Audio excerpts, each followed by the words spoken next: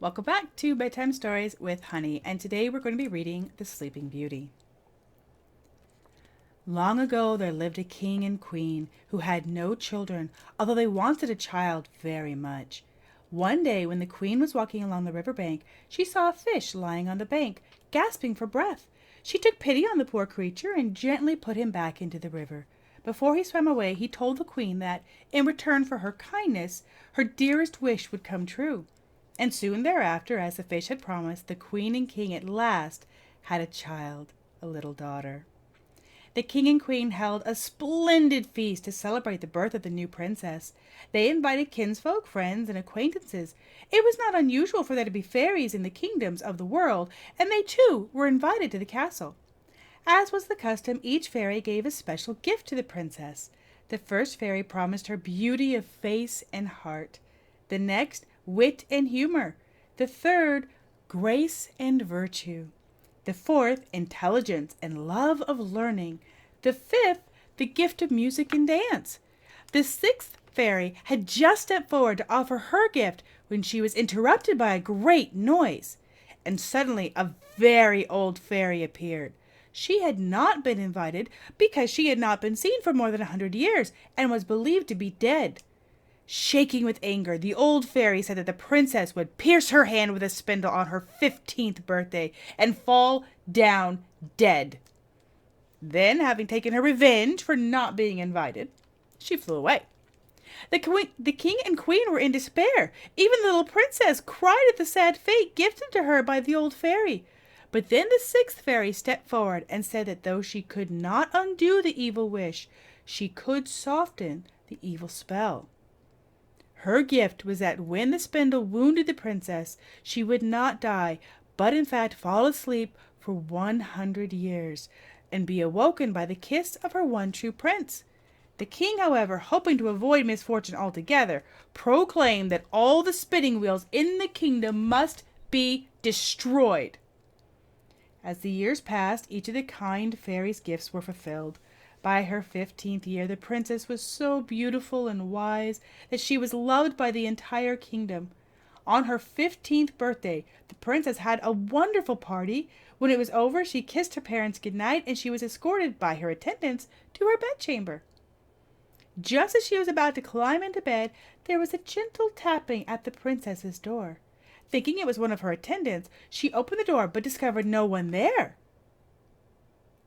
Lost my place.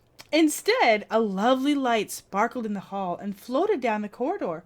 The princess thought it was a fairy and followed the light through the palace until at last she came to a little tower. She watched as the light disappeared up the stairs and through a door. The princess climbed the stairs, opened the door, and stepped inside. She discovered a small chamber, sparsely furnished, with only a small silk-covered couch, and an old woman busy at her work. The old woman was spinning. The princess had never seen a spinning wheel and was full of curiosity. She asked the old woman what she was doing, and the old woman told the princess that she was spinning and showed her how quickly the wheel turned to make the thread. The thread seemed to glow as it spun. The princess watched for several minutes and then asked if she might try. The old woman bowed to the princess and stepped aside. No sooner had the princess taken the spindle in her hands than the evil fairy's prophecy was fulfilled. The old woman disappeared in a deafening clash of thunder and lightning, and the princess collapsed and fell into a deep, deep sleep. In moments the spell touched everyone in the castle. The king and queen and all their court fell asleep. The horses in the stables, the birds in the trees, the cats and dogs, and even the fires in the hearth fell under the spell. A large hedge soon grew around the castle, and year after year it became higher and thicker, so that at last the old castle was completely hidden. The old people of the kingdom died, and their children grew up and died as well, as did their children's children, and the story of the Sleeping Beauty became a legend handed down from generation to generation for 100 years.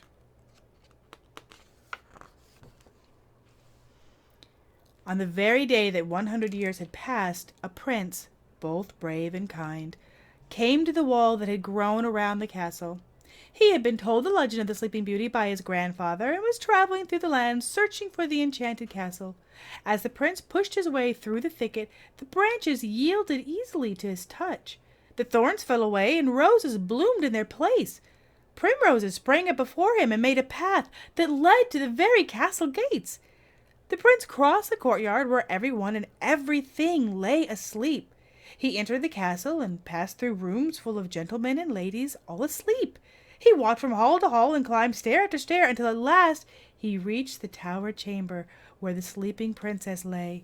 He gazed in wonder at her lovely face, and as fate decreed, the prince kissed Sleeping Beauty.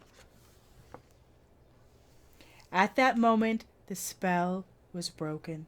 The king and queen and all their court awoke. The horses in the stables neighed and shook their glossy manes. The birds broke into song. The cats and dogs stretched their shaggy backs, and the fires in the hearths burned again brightly. Soon thereafter, the prince and princess were married and lived happily ever after. The end. I love that. So, you don't want to evaluate it too much because, I'm just going to find this comatose girl and give her a kiss. Not creepy at all. But I love that. The flowers sprung up and everything just yielded way. It was time. He was the one heralded along. And I'm sure there have been people that were searching and all that stuff before, but it had to be the one true prince, right?